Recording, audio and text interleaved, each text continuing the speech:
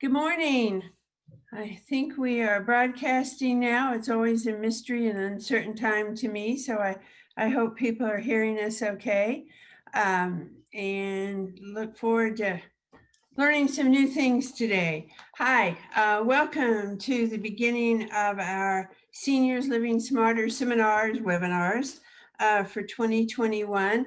As our people have been before, know this is our 6th year of hosting these, and I'm so excited that we're continuing. Um, I'm Virginia Lazenby, for those of you who I don't know. I'm a certified senior downsizing coach and realtor, so I work with seniors a lot. And over the years, I just saw such a need for people to have more information about this kind of aging process, living arrangements, supports that are there. And so we formed the seminars as a way to educate, equip, and inspire seniors to make informed choices. And that's what we're all about. And we've had people with us for quite a while. The a little background noise there. Okay. What I've loved, and I know some of the people on our panelists and sponsors who we'll be talking about in just a minute, they've heard this from some of our attendees. They go, I save all my information, I have it in a file or a notebook, and then when I need it, I can use it. And it means a lot to people. And when they need it, does not mean waiting till the crisis occurs. Then it's a little bit hard, but it is still there. But we want people to have information so they can make decisions and move ahead. So as I said, this is our 6th year, and I hope this will come up. We're going to do a little poll to see how many, I know we have a number of first-time people today with us. That's great. So Jeff Cramp, who helps me with the tech part of this that we're all learning, we're going to put a poll up. Jeff, can you do that, or do you want me to do that? We want to see for how many of you this is your first seminar. There you go. This is your first time. Have you been 1 to 5, 6 to 10? We have it up to 25. So you can mark which is the appropriate response for you. Now, I know some of you are scratching your head. Those who've been faithful attendees over the previous 5 years going, I have no idea. Here's my clue for you. If you've had perfect attendance, which really no one's been able to do, you would have 53. As we've had, we do 11 seminars a year and finished, like I say, our 5th year. We missed one last March because we were all adjusting to COVID. And then we started up with our webinars in April. And in 2018, we'd missed one due to an extra hip surgery for me.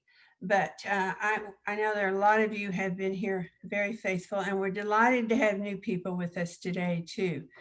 So I think those that are with us, we'll still have some other people joining. We have about 40 people who are with us now, and about 60 had registered. I know some people had schedule changes, and we understand that. Let's see. So I'm going to end polling, see what we come up with here. All right, so there we have our breakdown 1 to 5. And I think one thing that's really, added some people to our webinars is because of doing them as webinars. That's one of the silver linings of COVID. We love the live seminars. We look forward to returning to live seminars to increase the interaction with our sponsors, our resource people, our panelists, myself. And we will do that when we can. But we will also continue the recordings to have up, and because that's been important. Some people cannot come to the regular seminars because of mobility issues or caregiving. So we're glad we've added new people. I want to give a special salute, because I don't see any names, but to the more than 25 of you who have been here. That 6 people have been here more than 25. That's a neat time. I know some of our very faithful attendees. I talk a lot about Gloria Weisenberger. She started from the very beginning. She moved to the Washington, D.C. area this past September. So, some of our attendees move on. Others move to great communities and still want to join us because they see our topic so relevant. Okay, so that's good. Okay, so Jeff's going to take care of that. All right. As I say, I'm a senior downsizing coach and a realtor, and started these webinars and still the coordinator of them. But over the years, we've added sponsors, and that's been an important aspect for me, to have people who share our commitment to education and having seniors to have knowledge about the decision. From the very beginning, these were not intended to be marketing seminars, but were to be information sharing. And so I love it when we've been able to add our sponsors, and we're going to be hearing from them in just a minute. And they're a great resource. So we want you to follow up with, when we had live seminars, because they would be at resource tables and be able to interact with people. Now we'll be sharing their resources online, or we are, as part of our Seniors Living Smarter website, and in particular our blog, so you can get more information there. Before the sponsors introduce themselves, I wanted to give you just kind of preface or context for today's webinar topic, Living to be 100. For some of you, I won't mention names, I got an email back from somebody, said, okay, I signed up for the webinar, so does that mean I'm living to 100? Well, if you do your part and follow up with some of the recommendations, maybe so. But anyway, it's just fun to hear that people being enthusiastic about it. So I see this webinar, this topic, as really underlying all of what we're about with Seniors Living Smarter and enhancing the quality of life for people. We want people to live better, live wiser, live fulfilled, and we'll be talking about that. And we used to, 100th birthdays seem such a rarity. We'd occasionally see pictures in the paper or the news about someone celebrating their 100th birthday, but it seems like we see it more and more now. And that's an exciting thing. Granted, quality of life. If we're living to 100 and with very limited ability to do things, and that's not a good situation to be in. But we are seeing quite a change with this. I don't know, we had a slide, if we can get it up, that this was a study from the United Nations, that in 2020, there were 573 centenarians around the world. 570, did I say, I have 1,000 on there, 573,000, there we go, centenarians from around the world. In the United States, it was estimated there were 97,000. This was 2020. In 2010, there had been 53,000. So it's almost doubled in the last 10 years. And I think a lot of it is due to our increased focus on maintaining our health, our fitness, and so on, which is what we'll be talking about today. We want people to be able to make informed decisions with accurate information. So let's hear from our sponsors now. Will Boughton, I'm not sure if he hasn't been able to join us yet. He had another meeting. He'll join us when we can. But let's hear from Stacy Scarborough with Visiting Angels. And I've asked the panel, our sponsors today, to introduce themselves, their business, and how does their business help people live to be 100, or at least live long, fulfilled lives. So you want to start this off, Stacy? Sure, thank you. Good morning, everyone. I'm Stacy with Visiting Angels of Georgetown. So we provide caregivers that can come to your home or wherever you're living. And so from my experience, I've been with Visiting Angels almost 8 years now, and a huge benefit to having a caregiver come and help you in your home or in a senior community to live longer would be they can make sure you're taking your medications on time and correctly. You're getting companionship, having someone come and spend time with you, help you get out of the house, whether that's providing the transportation or just having somebody to do fun activities with and go for walks. They can help you make sure you're doing your exercises and physical therapy and getting up. So all of those things, have been shown to help make sure you can live as long as possible. And thanks, Stacy. What Stacy was also describing there is what we often call aging in place. And, people often say, I want to stay in my home as long as I possibly can. And there are, pros and cons to decisions like that, but especially if we have someone helping us if we need that. We want to see the interaction continuing. I've forgotten when, our June seminar, webinar will be, Are You Prepared for Aging in Place? And Stacy will be one of our resource people that day. We'll have other areas covered too. But what we can do um, to help people maintain a healthy lifestyle. That's really what you're about. And I think so often we just see it as minimal care, but there's a different role that can be played when we think about what are really important characteristics for people or criteria for people to aim towards to enhance the quality of life. Christy from Wesleyan Homes. Now, of course, Wesleyan Homes, where we cover everything, or they do, from independent to assisted to memory care to skilled nursing, home care, home health, hospice care. So a lot of resources and services there. But Christy, introduce yourself and tell us a little bit about how the role you all play in helping people live long lives. And I think Christy has a fun story to share with us today. Okay, I hope I do. Hi guys, my name's Christy. Good morning. It's nice to virtually be here. The Wesleyan has been in Georgetown since 1962, and like Virginia mentioned, we have many levels of care, but our main mission is to support people's pursuit of passion. And so we have the lovely opportunity right now that we are serving several people that are actually over the age of 100 years old. We have one resident in particular who recently made the Guinness Book of World Records for tandem skydiving with his grandsons. And so one of the things that we actually asked our residents that are 100 or older is how they got there and how do they think they got there. And the main theme that we had is that they're still pursuing a passion. They're still waking up with purpose. And so really what we're doing at the Wesleyan is helping them have that purpose and providing the opportunities to still pursue their passions. And that's exactly one of the points we'll be talking about today. So thanks for sharing that. And she's a great resource, as is Stacy in her area. Christy will be with us next month too as our resource person on our topic. It'll be a follow-up of this one about senior living, what's it all about. I'll give a brief overview today, but next month we'll spend more time.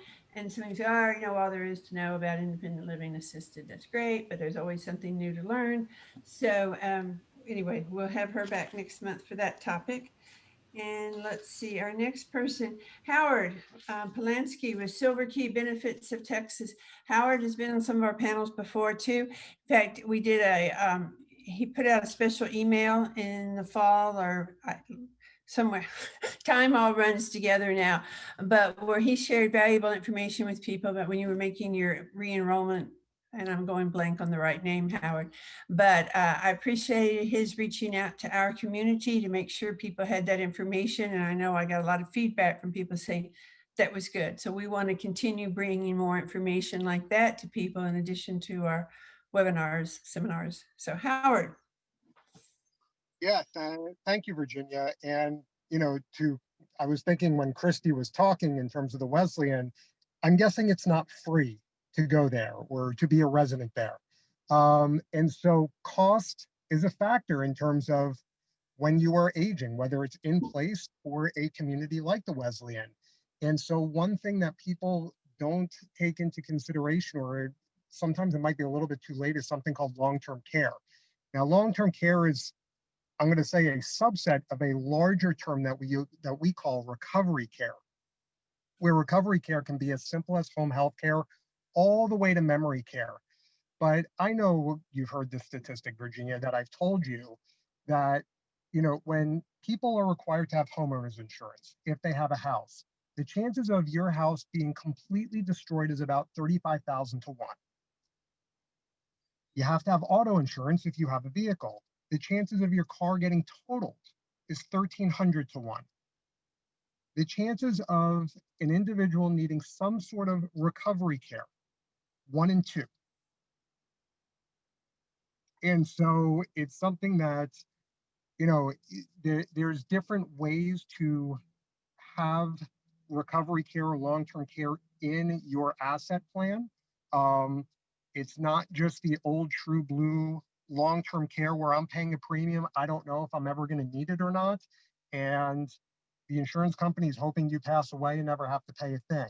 There's other avenues of doing it. And if it's something that people want to inquire about, then I'll be happy to chat with them. I appreciate that, Howard. And I don't think I've given Howard this date yet, so I am now, Howard. But our May seminar, Understanding the Cost of Senior Living. And so Howard, and we'll have some others as a resource about how do we plan for that. We're going to talk a little bit about that at the end of today's session too. But I just wanted to call your attention to those opportunities that we have coming up. And then another sponsor is myself with Seniors Living Smarter Services. And the goal of my business, Seniors Living Smarter in the broad term, has always been to support seniors in living wiser, living better, and living more fulfilled. The seminars, webinars are the educational component of my business. We're glad to offer these and see it as very important, essential information. The Seniors Living Smarter Services is my downsizing coach and real estate component. Yes, I do love to do the seminars. It's something we give. And yes, I like to do business. So I'm always here and we look forward. I know I've had the opportunity to work with several of you on making a downsizing move. Others of you were working together now to plan for something later this year or even beyond that time. So we'll thank our sponsors for being here. And we want to move on into our topic for the day, living to 100. You know, we often hear stories of people who've made the 100th birthday, and whether it be I drink an ounce of whiskey every day, I smoke a cigar, I go for a run, and they're all kind of interesting stories. Not kind of, they are interesting stories. But I wanted to turn to something a little bit more substantive, perhaps. How can we really get good information to build on? And I turn to, some of you may be familiar with the research study. It started out, Blue Zone started as a research study. And this was a study of regions of the world where there was a higher number of people living much longer than average. Dan Buettner, a National Geographic Fellow, organized multidisciplinary teams to identify secrets of longevity. Some of you may have seen him on a TED Talk, I think it's been a few years ago now, or seen some of their work, but I found it exciting. They used a survey developed by the National Institute on Aging to learn about these people. What have they done? What are the essential components of their lifestyle that would seem to contribute to this longevity? What do they choose to eat? How much physical activity do they engage in? What kind of physical activity? How they socialize? What traditional medicines do they use? So I have to admit, I'm biased towards the research. I love qualitative research, and my first background was in higher education and engaged in research. So it's been fun to get back into that. But what Buettner described his work as a cross-cultural distillation of the best practices of health, a de facto formula for longevity. So what's the best, most credible information available for adding years to our lives and life to the years? And we do want to stress that. The areas that were identified where we saw this larger pocket of centenarians were in Sardinia, Italy, Okinawa, Japan, Icaria, Greece, the Nicoya Peninsula of Costa Rica, and Loma Linda, California, where there's a large concentration of Seventh-day Adventists. And I know some of you are going to be saying, but I don't live in those areas. They're very different. But you'll be amazed to see what we learn from those areas. And that's what I'll be sharing today. Buettner identified what he called his 9 lessons. He didn't turn it into Power 9. They've gone on to use that and promoting happiness and lots more. But I liked and I love his book. We will include this in, I've had to practice how you can see it, Blue Zones. 9 lessons for living longer from the people who've lived the longest. Anyway, we'll do our follow-up email and you'll get this reference. But Buettner noted that while these practices are only associated with longevity and don't necessarily increase it, by adopting them, you'll be adopting healthy habits that should stack the deck in your favor. And that's really what we want to be about. For today, I've organized his 9 and added some other research related to aging and trying to make it more of a concise way we can deal with it. Identified 4 principles that I'm going to be outlining that I hope can become goals for us. For those of you who have piqued your curiosity about the blue zones, we will be putting that information out as some of you, because the book is a great book to read, especially if you like ethnography or you like reading about some of the smaller, more remote areas of some of the world. And as we talk about these ideas of these lessons or our 4 principles, there are going to be some of you who say, yep, I'm already doing it. And I could name several names of people who are doing a great job in a lot of these areas. Others of us are going to go, ouch, I wish I would have started this sooner. Well, it's better now than never. So that's what we're doing. And I'll just warn you, there are going to be some of you who are going to be grumbling when I share some of the recommendations. We'll let you figure out which those might be. So what we're sharing today may not be new to you, but hopefully it will affirm to you, for you, practices you're already engaged in. And I can't go into great detail, but I think the 4 pillars kind of will be triggers to highlight some things that we want to be aware of.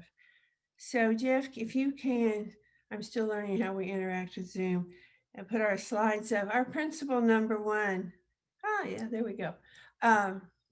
Engage in physical activity. I know we hear that all the time, but here it is. We see people who they stay so very active. And of course, one of the things is just the importance of walking. Let me back up and even say, for those who think we have to go to the gym and use the weights and do all that, possibility. But what from this research study, it was more of the moderate, regular physical activity and generally what was just part of their daily lives. Obviously, in many of these areas, people did a lot of walking. They didn't jump in the car to go to the store or to church or to go see somebody. So there was a lot of natural walking. But we also know the importance of aerobics and balancing muscle strengthening activities. If we look, and we hear this from our doctors too, when we go for our checkups, the goal is 30 minutes, ideally 60 minutes of exercise, at least 5 times a week. Some of us are adding that to our New Year's resolutions this year. And the neat thing about walking, we know how it's not only that physical effect, but it also helps to reduce stress. It can aid in digestion, so you're accomplishing more. It's a great time to connect with friends and family.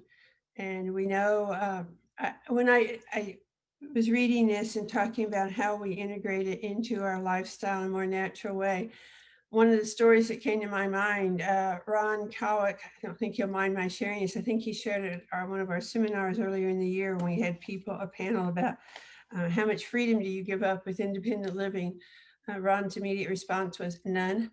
And he went on, and I had visited with he and his wife earlier, and they lived kind of at a far end of a hall. It was a walk to get to the dining room. They love the Wesley and Christie, but it was a walk. And I was asking about that because I've had people say to me, I just cannot live in one of those communities where I'm going to have to walk a long walk to get to the dining room. Cowick's response was, oh, no, that's our physical time. That's our activity time. We get a lot of exercise going down for our meals. And talked too about how it really, his wife was walking better because she was walking more. So that's what we talk about. How do we integrate this into our natural day, our natural activities, and balance training? You know, again, I know we will have it this week, but make people aware of, several of you have taken classes through AGE and some others about balance. And Christy, I think you all offer those periodically at the Wesleyan too, but how important that is. So just want to remember that. Okay, let's go ahead to principle 2, which has to do with eat wisely. Okay, make beans, whole grains, garden vegetables the cornerstone of your diet. You know, at suggestion 46 servings of vegetables daily would be a great goal. Fruits, vegetables, and nuts up to 2 ounces make healthy snacks. And what we're really wanting to do is to reduce the amount of meat, and processed foods. I said some of you are going to be grumbling. I know some who will be, but we still can think, what can I do? Another thing that along the recommendations is eating the biggest meal at midday and having a light meal in the evening. For some of us, that's would require a real change in lifestyle, but we need to know what we're aiming for. We're going to go ahead and include under Eat Wisely. I guess beverages can be included. So yes, a glass of red wine. I know we have conflicting views, and some people, because of health or culture, cannot consume wine, which I understand. But from this study, they talk about how a glass of wine, in particular red wine, can help in many ways, as they described in that book about a glass of wine with nuts as an appetizer and a gathering of friends or time with your spouse offers an opportunity for relaxation, a routine to shed stress. And that's one of the other areas we were talking about.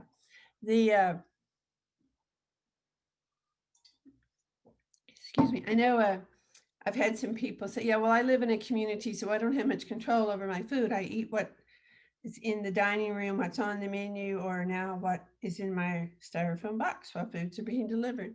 You're always in control. We eat the most healthy things we can, and we often have snacks around, have the most healthy snacks we can. But hopefully people will just become more aware and think about what we can do to eat wisely. All right, principle 3, having a strong sense of purpose. And then we also included in here slowing life's pace. Christy just addressed that earlier about one of the things they really support people in is staying engaged. And what is your purpose? What is your passion? Live life. And, it's interesting if people just become recluses or hibernate, it's not healthy for us. And so our purpose might be watching our grandkids grow up, or it may be the work we're engaged in or the volunteer activities we're engaged in. But as Christy said, what do we get up for in the morning? What's important? It gives us a sense of purpose and wanting to live life. We were talking about a gentleman just before when we were on the line together, and it just happens he's moved to the Wesleyan in independent living. He's an avid supporter of Georgetown High School athletics, in particular the girls programs. Goes to all their volleyball games, basketball, softball. In this case, he's on a scooter because of neuropathy. Doesn't slow him down. And I think that would be one of his passions, is just to forms relationships with these players, athletes, and their families. There are a variety of ways we have purpose that keeps us going. If we really want to keep our brain active, learning a new activity or skill, working puzzles, and so on, but we have to be more proactive in planning for this.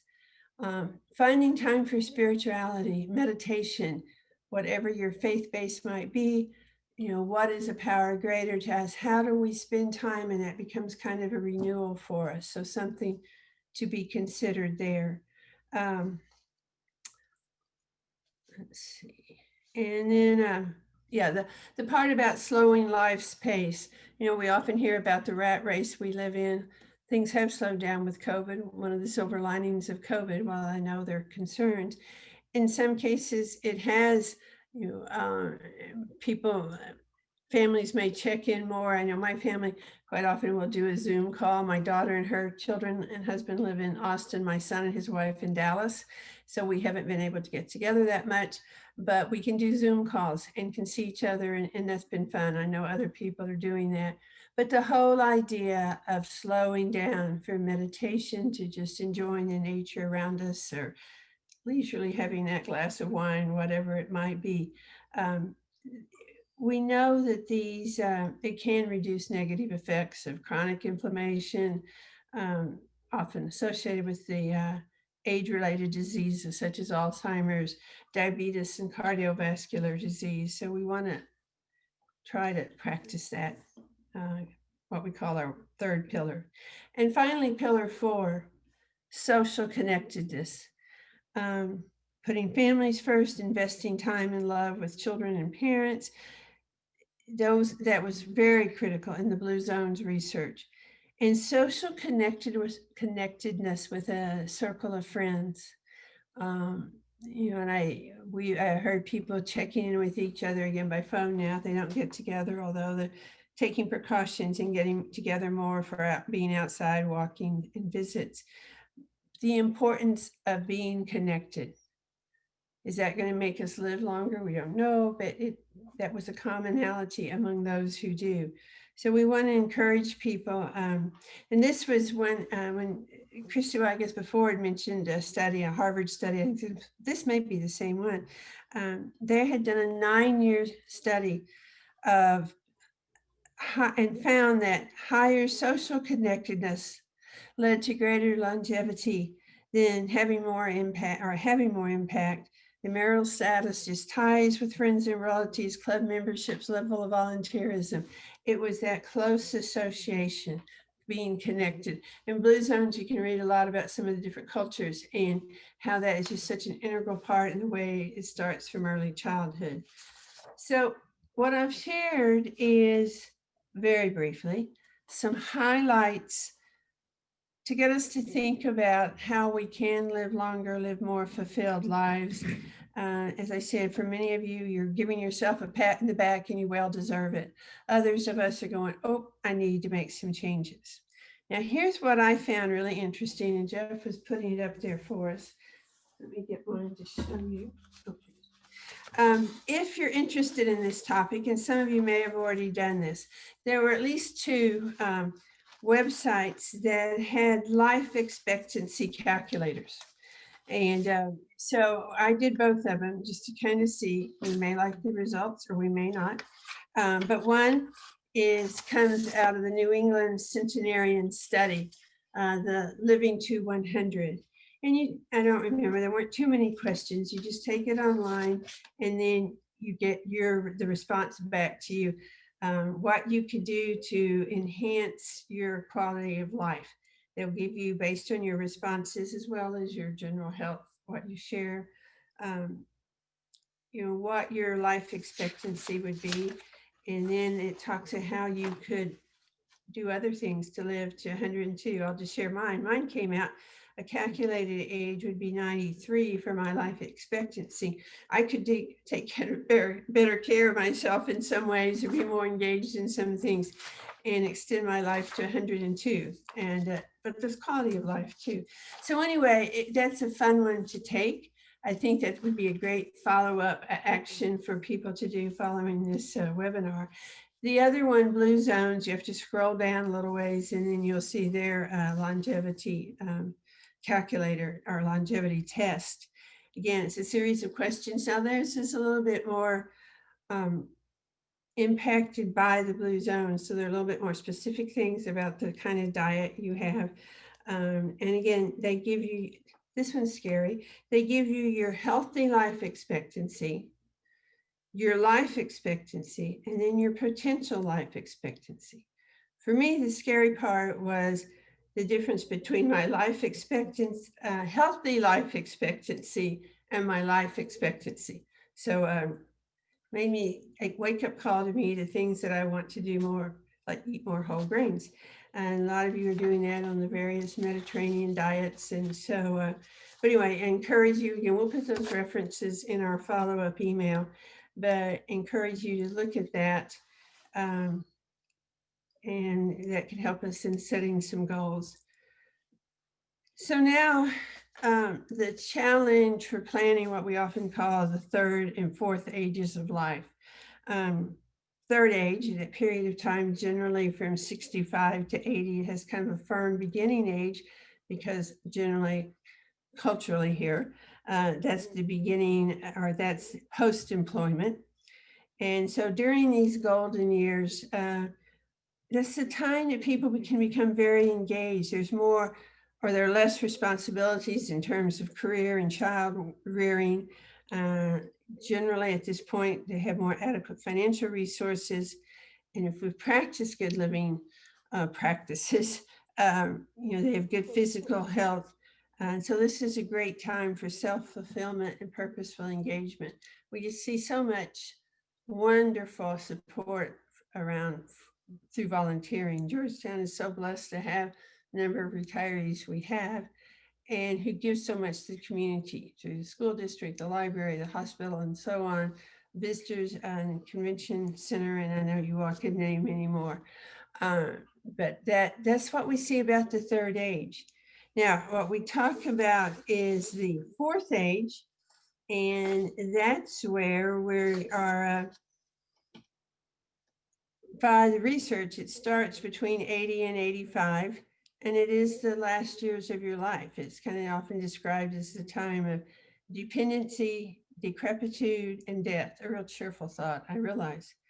But again, it becomes what's the quality of life in there. I know a number of you who are within this age range who do not demonstrate dependency and decrepitude because you stay active, you practice good health practices, fitness practices, and so on. And so that's what we're wanting to do, is to preserve a high quality life as long as possible. Let's see. Okay, and we are going to come back for questions and answers in just a few minutes. So when we, in this webinar, we talked about it would be helping us think about planning for living an extended quality life. One of the big considerations becomes, where am I going to live? And that may be everything from considering the geographical location to the type of living arrangement. Are you going to be moving closer to family, or what part of the country do you want to live in? And then the living arrangements. With this increasing number of seniors, the senior housing industry is just, can be going crazy. With age 55 or active adult or 55 communities such as Sun City, the hallmark being usually smaller homes, less yard work to minimize the time spent in that, and amenities, lots of amenities for people to take care of. That's been the real attraction of the active adult or 55 communities. We have our independent living communities, and we may come back and some people may have some questions for Christy about this too. There's some people who don't know what they really are. I'm not going to one of those old folks' homes. Believe me, that's not what independent living is. It's very much active adult. If we've got people tandem jumping, skydiving, they're out and about. Also, so generally these are apartments, some cottages. They offer a variety of activities, and there's some type of meal plan. That's really the hallmark for independent living versus 55 plus apartments. Next month, we're going to be spending the whole seminar on these topics, but I just wanted to give you that highlight for some of you who don't know that much about the communities. In general, we're not talking about specific communities right now. Assisted living, that's the area when people need a little bit more assistance, whether it be in daily grooming, medication, someone to come in to help them with that. So we have the community where people there have those needs. And usually there are different levels of service that people can, what is it you need? You just need medication reminders, or do you need help getting dressed, and so on. So that's what our assisted living areas look like. Memory care, of course, we're seeing a real increase in that. And it's a real hard role for people to take. But we do know that when people reach a point where they need that, that can be a great resource. We had our panel in November, I believe it was on looking at different memory care communities. And I think that's really important to be aware of those resources. Closely related to that discussion would be, okay, what's it going to cost me? How am I going to deal with that? I'm going to just share some general figures for our planners to plan ahead. If we look at independent living, there can be a wide range, and of course, depending on the size of the apartment and different activities that go with that. But we often in the industry talk about from perhaps even $2,500 to $5,000. That's for one person in an apartment. There's an additional fee, often around $650 for the second person. In Texas, according to the research, that the $3,795 is the average cost of assisted living. And Christy may pick up some more on that. She felt that was, in our area, we talked about often that 3,000 to 4,000. And if you have an extra person, we know in some areas of the state, it's much less than that. And you can figure out which areas of the state that might be. But, something to plan ahead. Assisted living, often allowing 5,000 to 6,000 a month for that. I think one of the challenges we see for couples, if one person needs more assistance and perhaps they need to move to assisted living, is the other person going to go with them? And I've seen couples who've done that and it's worked out beautifully. Again, it's a lot about your own self-image, what you want to do, how committed the couple is to being together, but to pay for an apartment in assisted living and independent living is pretty expensive, again, for a second person. And you don't have to qualify for assisted living. If one person needs services and higher level of care, but the spouse wants to be with them, they can do that. Memory care, should that be something that is needed? Probably allowing $6,000 to $8,000 a month. In-home care, someone says, I want to remain in my own home, but I'm going to need someone to come in. I was talking with Stacy about that. If someone were to want care 40 hours a week, it would be $4,000 a month that you would have that kind of care. So I just threw a lot of figures out, but when people can check back, or Howard, as he mentioned, you're doing this planning, they can help people look at that. And Will Boughton, who I think is going to be joining us later, he had a meeting. He's been on one of our panels before with Vera Bank, and that's their whole part is estate management, estate planning, financial planning. And it's just important to know what our plans are, which is sort of the tie together of this. What planning do you need to do? And then it's carrying through with it. So we can help direct people to resources, and we'll be picking up on a lot of these topics as we go along. But what I want to do now is open it up to questions and answers, and we're going to draw on our sponsors perhaps to help us with some of these.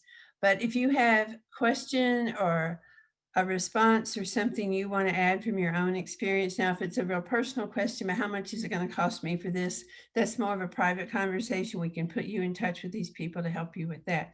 But let's see if we have any questions coming up from our audience today. On the bottom of your screen, there should be a little raise hand signal icon there. If you'll click on that. Oh, I see. Oh, we have a quiet group today. All right. Well, while we're waiting for people to formulate questions, I want to see if, based on what I've shared and other ideas our sponsors have had during this morning, is there anything about what we've talked today that you could add to help people really plan for living engaged, fuller lives as long as possible? So I don't want to put people on the spot, so I won't call on somebody, but anything that you want to add? And I think, panelists, I think you can unmute yourselves, or do we just need to unmute all of them, Jeff? Anything you could add, Christy? Let's see.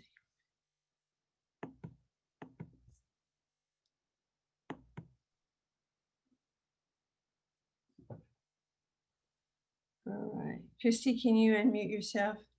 Unless she had to get off the call, which may have happened. Oh. Christy, anything you want to add? It tells me to ask you to unmute if you want to speak. May have had. Okay, let's ask Stacy. Stacy, anything you could share with us? I'm here. Share with you about what? I'm sorry, it cut out. Okay. Anything you would like to add to what you said earlier? You did a nice job of describing. I appreciate what you said, like about the interaction, and if people need to still be able to get out and about and need some they can't drive, or, you know, they need someone to help them with that, you all can provide those kinds of services. It helps people continue an engaged life. And, or you may even have some stories to share, but anything you could add to this? Yeah, I just think it's a great resource to plug in where you will notice those gaps. If you know your chances are you're not going to be retiring or living close to your kids and your family, and you need to have that extra accountability person to help you with whatever part of your day that might be, whether it is just an encouragement, someone to come in to be that positive, have that positive attitude and encourage you to do the right things to make sure you're staying healthy. It's always nice to have an accountability partner and someone to have maybe even a new perspective on how you could do something healthier or safer, to make sure you're making those good decisions for your health. So whether it's making sure you're taking medications correctly or getting you the right nutrition that you need, or making sure you're following up with those doctor's appointments and things like that, goes a long way. Absolutely. Nutrition is always a big issue. Okay, let me jump over here. I do see a question from Catherine Rice. Kathy, what is, let's see, allowed to talk? Can you unmute yourself now, Kathy? Can you hear me? Yes, we do. Yay. It's always a celebration. I was just wondering if there was any information on the average age at which someone would move from staying in their home to going into a facility. Good question. I think I'll double check. You know, I don't know that, but I would love to know that. I don't know if Stacy has that or if Christy has that or not. We'll see if she might, but that's something we could look into. Again, it's such an individual matter. We all know that. I mean, some people at 65, you know, seem a lot older than some 80-year-olds, but I think that's, and we'll see if Christy's on here in just a minute, but that's a great question, Kathy. So if we don't have that, we'll see if we might come up with that to share. Okay. Does that not answer, but answer your question, Kathy? Yeah, thank you. I tried. Okay, thanks. Nancy or Dan Strayer, you have a question. Or your hand is up. There, okay. Okay, I was just wondering if somebody knows how much waiting line is there to get into the local, like assisted living, like the Wesleyan or the Delaney or some of those that are right around in Georgetown. Great question. Let me see. Christy, are you? Oh, I think Christy had to get off the call. Okay. One of the things I do know, and it always varies, and that's one of the advantages of these communities where, you know, they have both independent, perhaps memory care, skilled nursing, but it's a little bit easier to move that way. What we often find is obviously people who are in independent living in that community are going to have priority for assisted living vacancies. So sometimes it's not as easily as accessible. Openings are not as communities that do not grant that. But we can, I think if I remember correctly from conversations, both with the Delaney and with the Wesleyan, I think they're assisted living. I think, and Stacy, you may know this too from your interactions with them. I think they're pretty full, and that's part of the challenge. Now, we have other assisted living communities that are not connected with independent living. So then that opens up another possibility. Like the Legacy, just outside Sun City, that is assisted living. So that's a new ballgame for everybody. You're not competing against people coming out of their independent living. One thing we're seeing with assisted living, and we were talking about this before the call, is what about the, I was trying to think, I wanted to explain that. I'll get back to that in just a minute. Oh, and how we can maintain not moving to assisted living. And that's where we're seeing even in independent living communities where people need some help in particular areas, they can bring in people like Visiting Angels, or some of the communities have some on-site groups that they can come in. So I think we're seeing people remain in independent living a lot longer because there is that kind of help available to them. And, I'm going to challenge, and I don't remember if this was Nancy or Kathy to use this. One of the things we're seeing in the industry is that looking at these are communities and not just facilities. Facilities often has a negative connotation, but if we look at the rich resources, if we talk about communities, it maybe softens that a little bit. So that's something to consider. Christy did have to leave, so we don't have her to be a resource there. But Yeah, Virginia, I'm texting her oh, okay, good. so that she could have a chance to possibly answer some of these questions. She said she's having computer difficulties. But she did say for the independent living, the wait time right now really depends on the floor plan. She said the larger the apartment size you're looking for, the fewer they have, and it is a longer wait. And the assisted living, she said, is 100% full, but the wait time really varies. It's such a kind of complex puzzle that they put together for trying to move people in. So she just said right now the wait time is kind of all over the place, just really depending on what's going on. And then from my experience with the other communities in Georgetown and their wait times, they typically have an opening. It's usually like maybe one or two. So at a time, that if it's not available right in that moment, in the next few months or so, they should have an availability, but it will of course depend on, do you want that specific apartment location? How picky are you for the floor plan and the size and that kind of thing. So it seems like now that we have more options, there's not nearly the long wait times like there used to be, years ago. That will be improving. And I want to pick up on what was said there about independent living and the wait time. In the primary one, Oaks is also an independent living community. I think they have availability. I think last I heard, Delaney had a big celebration last year. They're being 100% full, but that was just before COVID struck, if I remember correctly. And then some people made moves to be closer to family or whatever. But they did have earlier this year openings in assisted independent living. Wesleyan, yes, they usually have a wait list, but I hope people understand, because we'll hear all these stories. I've been on that list for 3 years, and then somebody else came in and they got their apartment. They were only on the list for a year, blah, blah. Like Stacy was reminding us what Christy said, it depends on the apartment you're wanting. So, and if you have a pet, so that you have to be, or I think if you have a dog, you need to be on first floor. So all of those are different factors. So it's not just one list of people that has to be worked through. So there's a lot, sometimes there are misunderstandings because of that. The bottom line is get your name on a list. And to get your name on a list, you need to know what's available. And we'll be talking more about that. We have great places here in Georgetown. This is not anything against our communities here, but sometimes if there's not availability, you may want to look a little bit further away. You can go 20 minutes and pick up lots more possibilities. So just all things to consider. Yeah, did that kind of help you, Nancy? Yes, thank you very much. Okay.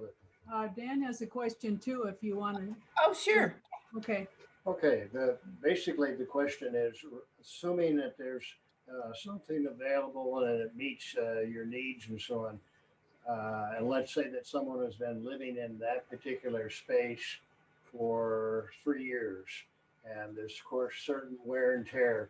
How are those kinds of things in terms of upgrades or refurbishing accomplished, and what can we expect in that regard? Good question too. And I don't know, Stacey, you might even ask Christy, but I think generally they do a lot. It's not just go in and do an extensive cleaning. Depending on the condition of the apartment, but often new flooring goes down, often paint. I mean, they do it. It's like a new apartment. You're just not moving in on top of where someone else had lived, I think is a fair explanation of that. Stacey, I know you interact with people doing that. Anything you want to add? I think they really enhance the apartment when it becomes vacant and a new person is moving in. Yeah, exactly. I think I remember Christy talking about that before, when someone else moves in. Because a lot of times, if someone's in there with a wheelchair and it, bumps the walls and the doorways and things like that, that they totally freshen it up and get new flooring and paint and all of that before someone moves in. Mhm. And Dan, that's a good example of questions you would want to ask communities when we are exploring communities. And we did a few field trips encouraging people to visit communities, and some people were reluctant to go visit because they felt that they were just going to get the marketing hype.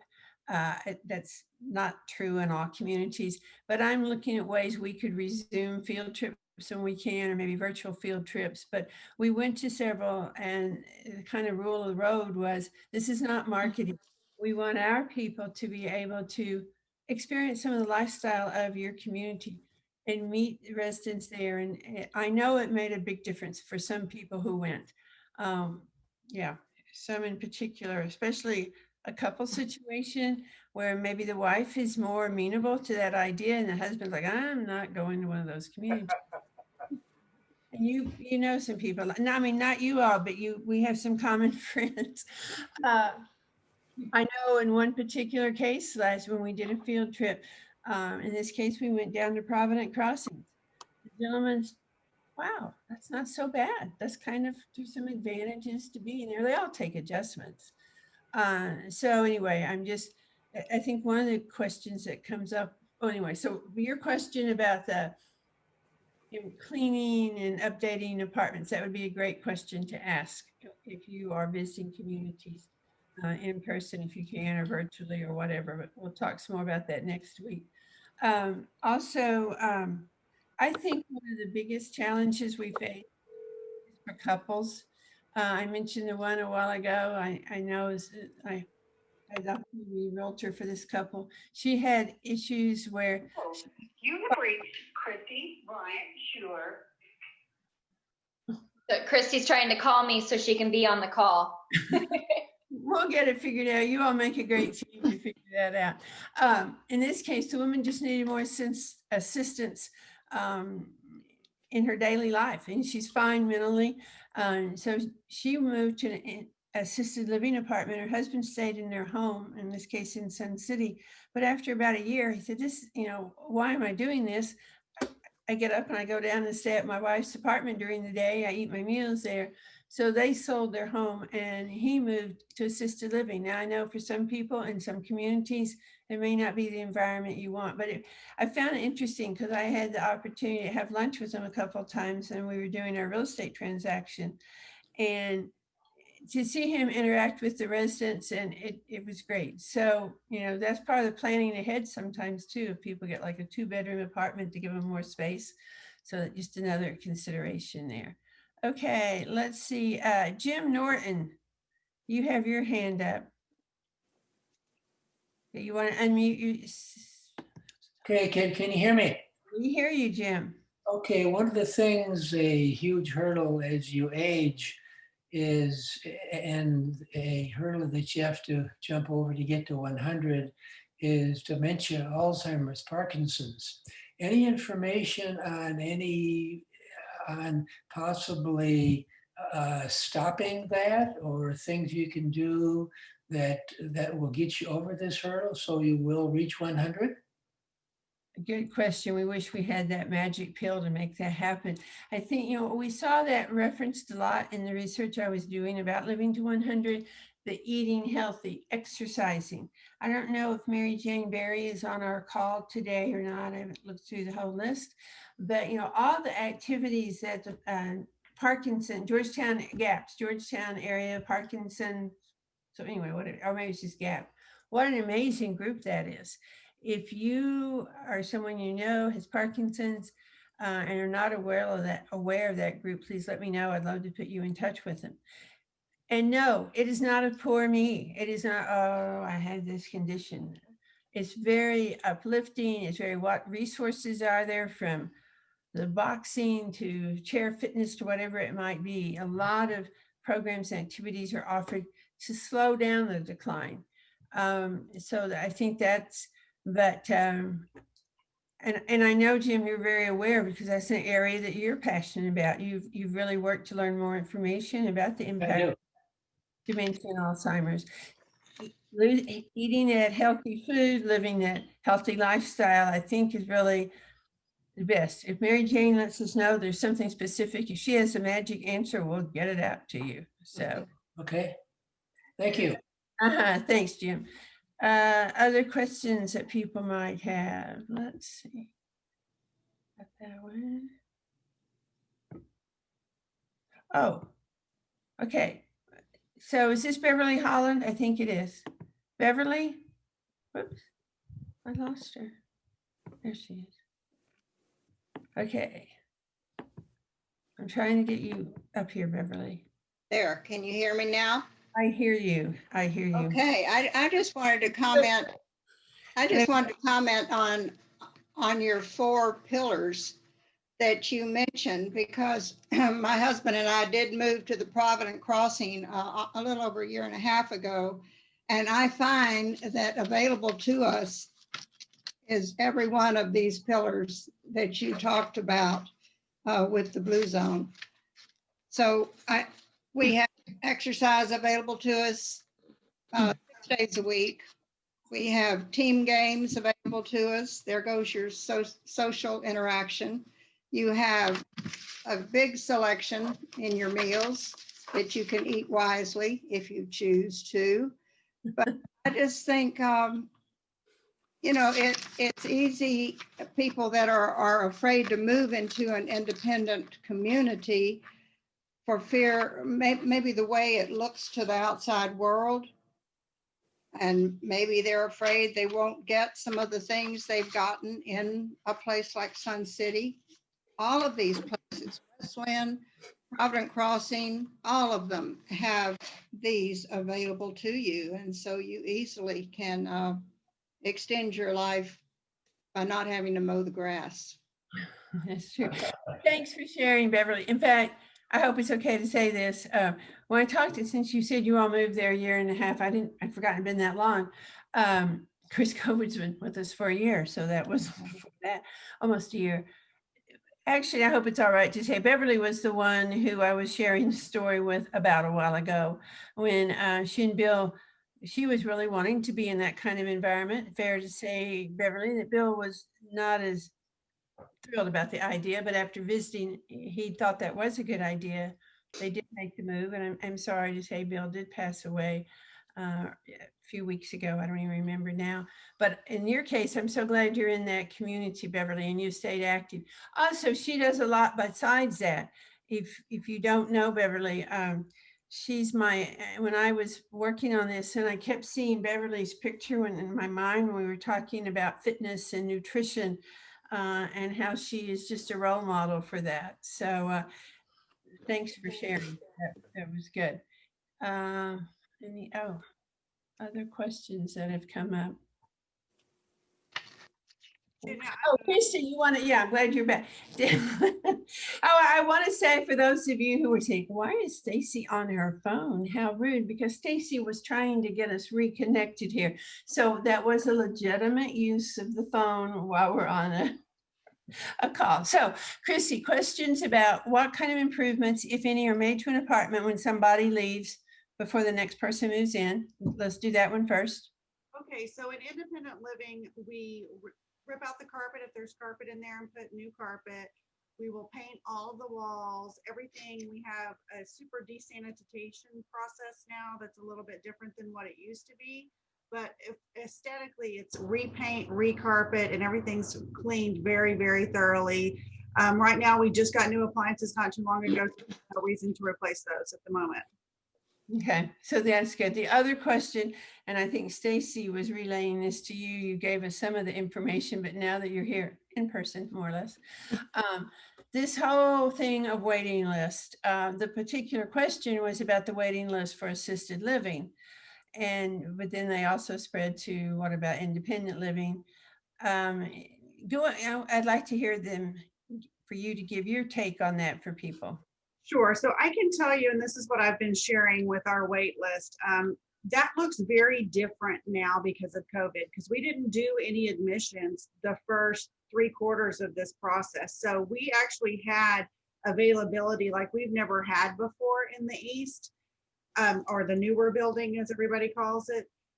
We actually have, I was able to fill those up almost right away. Even with the stigma of COVID and the fear, there are so many benefits to moving that we're pretty much no availability in the East right now. But, and this is what I also tell people, historically, you'll see attrition in a building about every 4 years. And so the East building is right at that mark. We built it in 2017. So we're starting to see more availability for that reason. Assisted living is always more of a need-driven move. And I think one of the things that COVID did is really highlight the fact that some people who were at home really shouldn't have been at home. And so we have had a very high census rate at assisted living. And it's my understanding that we're at 100% right now, but we do go back and forth to where we have a couple of rooms available. So if you are in need of assisted living, I would definitely still make that call and see what we have. And I think this is true too, Christy. If someone reaches out to you, and depending on the situation, if you're not able to accommodate them, sometimes you're able to help them with alternatives. I mean, I think, I think that's one of the beauties of so much of what I see in the senior industry. People are, yes, you're competitors in a variety of ways, definitely, but you're really out to serve the resident and the senior. And I really appreciate that. Some people say, oh, well, independent living in particular, they're out marketing, they're going to give us all this hype because they want everybody to move there. Well, not if you're not going to be an asset to their community. So some of you have gotten the turn off. But I think that we all fit into different places in different ways. One thing we'll be going into more in depth on next month too, is we often think of the big places because we see them, the Wesleyan, Delaney legacy, and all that. But there are other alternatives too. There are more, there are the personal care homes, residential communities for people who do better in a much smaller family-like environment. I know it was interesting. I have a cousin who's in her mid-80s. And she'd had health issues. Anyway, she would been in independent living. Some changes happened. She needed more care. Her family moved her to assisted living community in Round Rock. It's a lovely community, not a really big one, but very, very nice. And I was, oh, that's just a great place to be. Well, it wasn't very long till she'd moved again. In her case, she learned that, she had a lovely apartment, but she didn't have that much interaction with people. Partly COVID, but even before that, she sought out, her family helped her. I wish I could have been involved. I could have made suggestions, but she moved to one of these personal care homes where there are like 8 or 10 residents. They're licensed. She loves that environment. She loves to talk. And now she's got people who are out and about in the common living area. And so I'm just saying, there are different needs, there are different ways of meeting people's needs. And we'll talk more about that next month as well. But I think those were important points made there. Any other questions? So I know you mentioned, Christy, that you all have opened up for tour. Oh, well, people can call ahead. It's not just a drop-in visit. I just dropped in and I want to go see. But if people are wanting to learn more about your community, and I think the Delaney is too, from what Daniela said, but call ahead and to see if it's possible for you to visit the community or if they have other ways. But we're going to look at putting together some virtual tours for people also. Okay. Yeah, we developed a virtual tour during COVID, adapted like a lot of people. So that if it's something that you're not thinking about moving in for another 5 or 6 years, I would definitely recommend just doing the virtual tour for now. But if you're looking at moving within the next 12 months, we can certainly accommodate an in-person tour. Which brings us back to that point about planning. You say, well, I'm not doing that now. Well, if we wait, too often we see it's a crisis that occurs, and then it just adds to the stress at the time. So this back to, and I've loved it when I've talked to people and they go, oh yeah, this is what I know I want to do. This is where I would want to be. and I've made my kids aware of this. So all of those are important things. Okay. What I want to do then is, and there may be some more questions that come up, but as we think about what are you going to do as you leave this seminar or webinar, I really encourage you to take that self-assessment about your longevity. Like I say, some of those answers you're going to like, and some you're going to, ooh, I don't know that I want to eat that much vegetables and greenery every day, and I want my steak, and I want my McDonald's or Whataburger or whatever. You're in charge, you make your decisions, but it's helpful information. So we gave that to you, and we're always stressing, you know, are your things in order in terms of legal, in terms of your finances? And I'm sorry, Will, I don't think he ever got to be with us today, but we'll have him on at another time. But that's their real area with financial planning and estate planning. So if you need that resource, it's a great resource to take advantage of. We're also going to be emailing a follow-up feedback kind of survey form. It probably won't go out till next Monday, but you know, just information. When we were met live, we always had a feedback form. People would give us feedback, and so we haven't used that on the webinars, but we're going to resume that this time. One of the questions I've been thinking about is, or a follow-up activity. I'm curious if people would be interested in a seniors living smarter special interest group, living well. You know, I just see so many of these of you who have great practices. You know, what are the great stretches we can do? What, you know, what yoga moves are best and which ones are not for beginners, or whatever it might be. Sharing ideas to maintain such a healthy lifestyle. So we're going to include that as a question. And if there's interest, we'll see that it would be a small group, very informal group, not the webinar where we're not seeing, everybody would be seen, but it would be so I'm calling it a Living Well gathering. And we would make people aware of that. So, and you may have suggestions too for something like that, but I know the kind of that accountability, you know, share with other people what they're doing. That might be something that people would be interested in. Again, what I'm wanting to do is to help people live full lives. And of course, then there comes a time when you might need to sell your home, and we're here to help you do that. But rather than wait to that time, we love to plan ahead with people and help them identify resources along the way. Okay, any other words of wisdom from Stacy or Christy? Any other questions from our attendees? I think we are set. Well, I want to thank people for taking time to be here. I hope you gained valuable information. Again, it might not be new information, or there might be some little snippets that are new, but it can, you know, really affirm what you're doing. And Beverly, I really appreciate your and that was not planned. I thought about asking her to respond to something like that, but just to share what possibilities there are. Sometimes we have to free our mindset to see what there are. I know what our popular seminars have always are some of the most popular ones when we have our senior residents who moved to independent living communities share their experiences. And it's great. Beverly was on one of those panels earlier last year. Okay, unless I see somebody else who needs anything. Were you waving, Stacy, or were you just, I thought I saw your hand up a while ago. Okay, no, all right.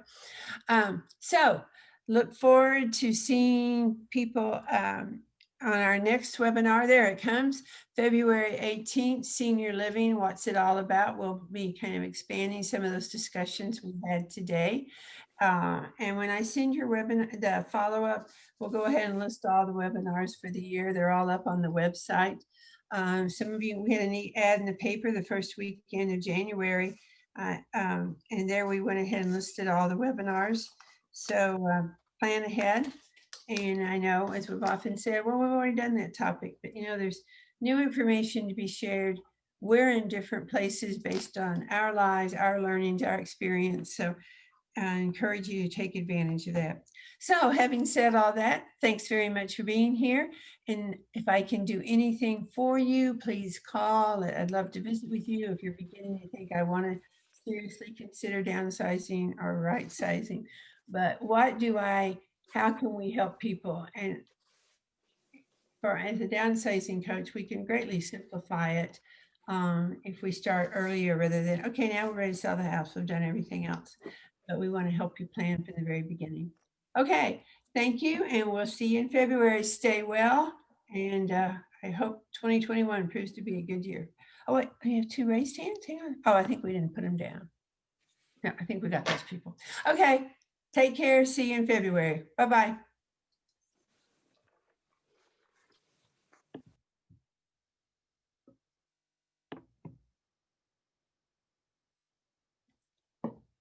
Was it okay? We're good. Very good.